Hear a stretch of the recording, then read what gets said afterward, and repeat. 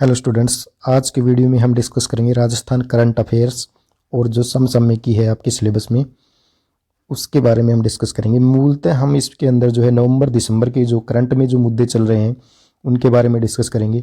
ठीक है, सबसे पहले तो हम देखते हैं कि आपके अभी अभी चुनाव हुए हैं, तो आपका कौन सा चुनाव हुआ है? 16वां विधानसभा चुनाव 2023। ठीक है, कौन सा? 16वां। मतदान तिथि क्या थी? 25 नवंबर 2023। ठीक है, मतदान प्रतिशत की बात करें तो इस बार रहा है आपका 75.45%। इससे पहले जब 5 साल पहले चुनाव हुए थे 2018 के अंदर, तब ये था आपका 74.71%, यानी आपकी 0.74% की वृद्धि इसके अंदर हुई है। ठीक है, शहरी व ग्रामीण मतदाता प्रतिशत की बात करें तो शहरी प्रतिशत है 71.23 और ग्रामीण प्रतिशत है 75.67, यानी कि जो ग्रामीण लोग हैं वो ज़्यादा सजग है मतदान के प्रति। सर्वाधिक ग्रामीण मतदान प्रतिशत की बात करें तो वो रहा है आपका बाड़मेर जिले के अंदर 84.32%, और सर्वाधिक शहरी मतदान प्रतिशत की बात करें तो वो रहा है हनुमानगढ़ के अंदर 76.65%। ठीक है, सर्वाधिक ऊंचाई पर स्थित पोलिंग बूथ कौन सा है आपका? शेरगांव सिरोही के अंदर। ठीक है, कुल 199 विधानसभा सीटों पर चुनाव हुए हैं। ठीक है, एक सीट आपकी रह गई क्योंकि जो आपके कांग्रेस प्रत्याशी गुरमीत सिंह कुन्नर थे उनका आकस्मिक निधन हो गया था, इस कारण इस सीट पर जो है तब चुनाव नहीं हुए थे। राजस्थान की 16वीं विधानसभा चुनाव परिणाम की अगर हम बात करें तो चुनाव जो परिणाम है उनमें शायद आपके 3 दिसंबर को आ गए थे। तो बीजेपी को कितनी सीटें मिली? 115, कांग्रेस को 69, भारत आदिवासी पार्टी को 3 सीटें, बसपा को 2, राष्ट्रीय लोकदल को 1, राष्ट्रीय लोकतांत्रिक पार्टी को 1 और निर्दलीय 8।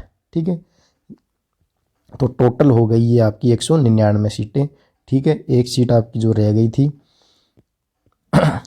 अब देखते हैं कि बीजेपी को इसके अंदर पूर्ण बहुमत मिला। ठीक है, 100 सीट चाहिए पूर्ण बहुमत के लिए। ठीक है, तो बीजेपी को मिली थी कितनी सीटें? 115 सीटें।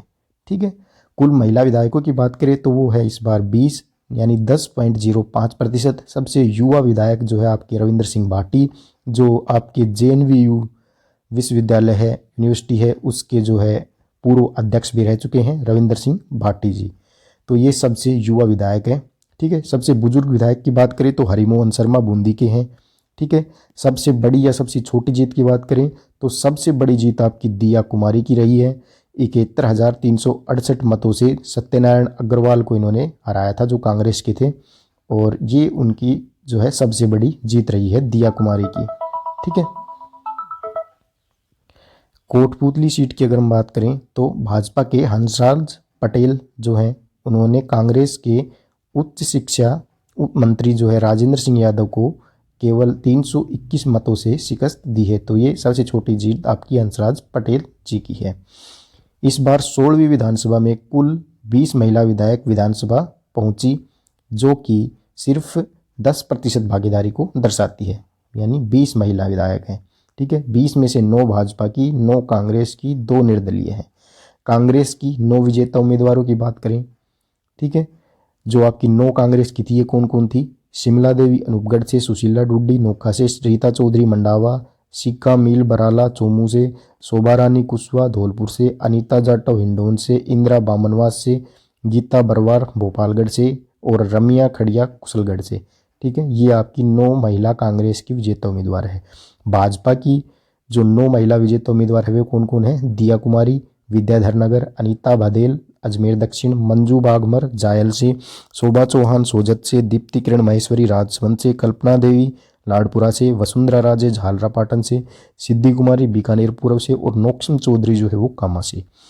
निर्दलीय 2 महिला विजेता उम्मीदवार कौन है? रितु बनावत बयाना से, प्रियंका चौधरी बाड़मेर से। ठीक है, और निर्वर्तमान यानी अब तो जो है 16वीं राजस्थान विधानसभा चल रही है और इससे पहले 15वीं थी, उसके अंदर जो है 24 महिला सदस्य थी, अब है 20। ठीक है, इन 24 में से 12 कांग्रेस की, 10 भाजपा की और राष्ट्रीय लोकतांत्रिक पार्टी RLP की 1 निर्दलीय सदस्य थी। ठीक है, अब 21 से 22 दिसंबर की बात करें तो आपका रणकपुर जवाई बांध महोत्सव का आयोजन किया जाएगा। ठीक है, तो ये भी आपको याद रखना है।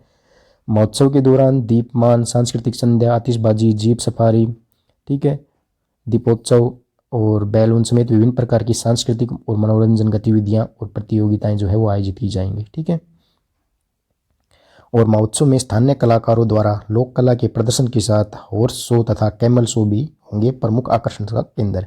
ये आपकी स्लाइड जारी की है सूचना और जनसंपर्क विभाग राजस्थान ने।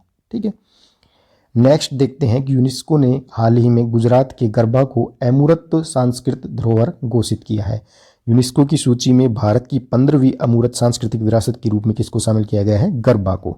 गुजरात सरकार इस उपलब्धि का उत्सव मनाने के लिए जिलों में कई जो है गरबा कार्यक्रम उनका आयोजन कर रही है। यूनेस्को की वेबसाइट के अनुसार गरबा एक अनुष्ठानात्मक और भक्तिपूर्ण नृत्य है जो नवरात्रि के त्यौहार के अवसर पर किया जाता है और स्त्री ऊर्जा तथा शक्ति की पूजा के लिए समर्पित है। दुनिया का 8वां अजूबा किसको माना गया है? अंकोर वाट कंबोडिया को। ठीक है, कंबोडिया के अंदर है ये। ठीक है, कंबोडिया के मध्य में स्थित अंकोर वाट ने हाल ही में इटली के पोम्पेई को पीछे छोड़ दिया और दुनिया के 8वें आश्चर्य का प्रतिष्ठित खिताब हासिल किया है। और ये यूनेस्को विश्व धरोहर स्थल न केवल दुनिया की सबसे बड़ी धार्मिक संरचना है बल्कि वास्तुशिल्प प्रतिभा और सांस्कृतिक महत्व का भी प्रमाण है। ठीक है, अंकोर वाट को सूची में शामिल करने के साथ अब दुनिया के अजूबों की संख्या कितनी हो गई है? 8। तो ये आपको याद रखना है। राजस्थान में अब 19 जिलों में कुल 44 अधिसूचित वेटलैंड की सूची भी जारी की गई है। ठीक है, 19 जुलाई 2023 को राजस्थान वन पर्यावरण एवं जलवायु परिवर्तन विभाग के अतिरिक्त मुख्य सचिव शिखर अग्रवाल ने क्या बताया कि पर्यावरण एवं जलवायु परिवर्तन विभाग द्वारा वेटलैंड के संरक्षण एवं एकीकृत प्रबंधन के क्षेत्र में ऐतिहासिक कदम उठाते हुए 19 जिलों में कुल 44 अधिसूचित वेटलैंड की सूची जारी की गई है। और इनमें सर्वाधिक वेटलैंड की बात करें तो आपके 12 जिले में है 12। ठीक है, राज्य के 19 जिलों के 44 वेटलैंड से राज्य में पारिस्थितिकी तंत्र जो है सुदृढ़ होगा और वन्यजीवों के लिए बेहतर खाद्य श्रृंखला उपलब्ध हो सकेगी। ठीक है, आप यहाँ पे देख भी सकते हैं ये सारे वेटलैंड हैं, इनके नाम हैं, आप यहाँ से देख सकते हैं। ठीक है, एक सूची और भी है, यहाँ से भी आप स्क्रीनशॉट लेके पढ़ सकते हैं कौन कौन से आपके 44 वेटलैंड है, किस जिले के अंदर कौन कौन से हैं। ठीक है, नेक्स्ट टॉपिक है आपका जो आपकी टाइम मैगजीन लिस्ट 2023 है उसके अंदर person of the year Taylor Swift को, athlete of the year Lionel Messi को और CEO of the year Sam Altman को माना गया है। ठीक है, नेक्स्ट देखते हैं कि देश की विधानसभाओं में राजस्थान विधानसभा पहली विधानसभा है जिसके पास क्या है? कॉन्स्टिट्यूशन क्लब का निर्माण किया गया है। ठीक है, इसके अंदर क्या है? Restaurant, coffee house, swimming pool, auditorium, meeting hall, conference hall, gym, salon, badminton एवं टेनिस कोर्ट सहित अतिथियों के ठहरने के लिए कमरों का निर्माण जो है किया गया है। ठीक है, नई दिल्ली स्थित कॉन्स्टिट्यूशन क्लब की तर्ज पर जयपुर में इसका निर्माण किया गया है। ठीक है, नेक्स्ट अगर हम बात करें तो बालिकाओं के लिए असुरक्षित स्पर्श के प्रति जागरूकता अभियान है उसका शुभारंभ भी किया गया है। कब और किसके द्वारा किया गया है? शासन सचिव श्री नवीन जैन के द्वारा किया गया है। ठीक है, और इसका शुभारंभ शिक्षा विभाग में 26/8/2023 से किया है। ठीक है, इसमें 65,122 राजकीय विद्यालयों में 58 लाख से अधिक विद्यार्थियों की भागीदारी को वर्ल्ड बुक ऑफ रिकॉर्ड्स में विश्व कीर्तिमान के रूप में दर्ज किया गया है। स्टेट इलेक्शन आइकॉन की बात करें तो आपकी जो दिव्य कीर्ति सिंह थी स्वर्ण पदक विजेता एशियाई खेलों में, उनको इलेक्शन आइकन नियुक्त किया गया है। ठीक है, संबंधित खेल क्या है इनका? घुड़सवारी था, हम डिस्कस कर चुके, और जिला जयपुर। नेक्स्ट है Millionaire farmer of India award से सम्मानित युवा किसान नेता है, युवा किसान है। ठीक है, कौन? संतोष बिश्नोई। तो इनको ये अवार्ड दिया गया है मिलेनियर फार्मर ऑफ इंडिया। ठीक है, ये आपके राजस्थान से संबंधित है तो इसको आपको जरूर याद रखना है। संतोष बिश्नोई, गांव है इनका गांधव कला जो गुड़ामालानी तहसील बाड़मेर के अंदर पड़ता है। ठीक है, राजस्थान की 16वीं विधानसभा की बात करें तो वर्तमान नए मुख्यमंत्री किसको बनाया गया है? भजनलाल शर्मा को। ये 26वें कार्यकाल के मुख्यमंत्री हैं। ठीक है, वैसे तो जो है नाम वाइज अगर हम बात करें तो ये 14वें हैं। ठीक है, और वैसे अगर कार्यकाल वाइज देखें कि 5 साल का एक कार्यकाल होता है तो ये वैसे कार्यकाल वाइज 26वें हैं। और नाम वाइज देखिए डिफरेंशिएबिलिटी की तरफ से देखें कि अलग अलग मुख्यमंत्री, तो ये आपके 14वें अलग मुख्यमंत्री हैं। ठीक है, उप मुख्यमंत्री दिया कुमारी और प्रेमचंद बैरवा को बनाया गया है। स्पीकर या 16वीं विधानसभा के अध्यक्ष वासुदेव देवनानी को बनाया गया है। ठीक है, अब है राजस्थान के अब तक के CM भी आप इस सूची के अंदर देख पाओगे। ठीक है, आप स्क्रीनशॉट लेके यहाँ से पढ़ सकते हो कि किसका कितना कार्यकाल रहा, सबसे लंबा कार्यकाल किसका रहा। ठीक है, तो ये आपके सभी मुख्यमंत्री हैं। ठीक है, आप यहाँ से स्क्रीनशॉट लेके देख सकते हैं। ठीक है, विधानसभा चुनाव की शुरुआत जो है 1952 से हुई थी। ठीक है, आप यहाँ से स्क्रीनशॉट लेके पढ़ सकते हैं कि राजस्थान के अब तक के मुख्यमंत्री कौन रहे हैं। ठीक है, उप मुख्यमंत्री की बात करें तो वो भी आप यहाँ से स्क्रीनशॉट लेके पढ़ सकते हो कि कौन कौन उप मुख्यमंत्री रहे हैं। ठीक है, पहले आपके कौन थे, प्रेमचंद बैरवा, अब आपके चेंज होके कौन कौन हो गए, दिया कुमारी और साथ में प्रेमचंद बैरवा।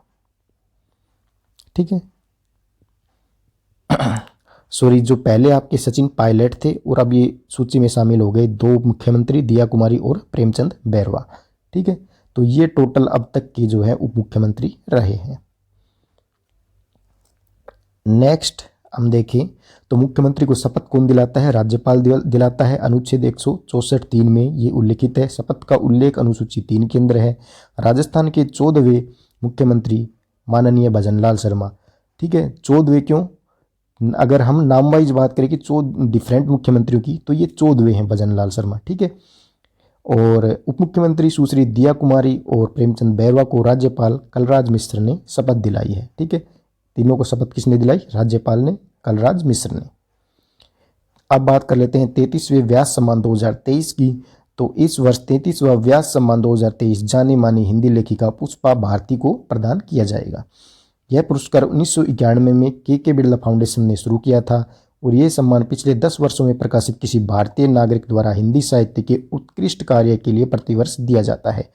फाउंडेशन ने कहा कि सुश्री पुष्पा भारती को उनके संस्मरण कौन सा, यादें यादें और यादें के लिए चुना गया है। ये आप यहाँ पे देख भी सकते हैं, ये यादें यादें और यादें इनका संस्मरण रहा है पुष्पा भारती जी का।